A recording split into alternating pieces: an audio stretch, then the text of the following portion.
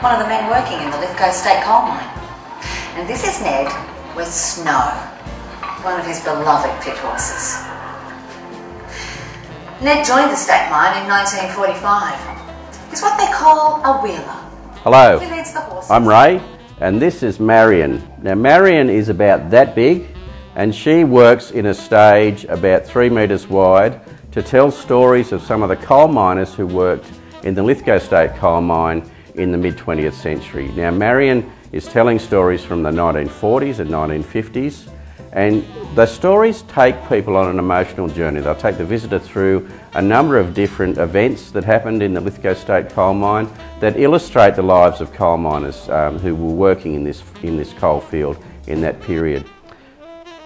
She culminates in an account of an underground tragedy that occurred here in 1953 when there was a devastating fire in the mine, and which is why we've called this exhibit Fire in the Mine.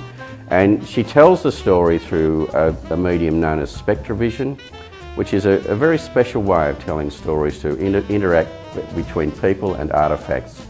Now, we find visitors to the museum who see this are really touched by the presentation, by the way the story is presented, but also by the story itself, by the stories of the tragedy and also the heroism of some of the miners who performed a very difficult task at the end of this fire event in Lithgow.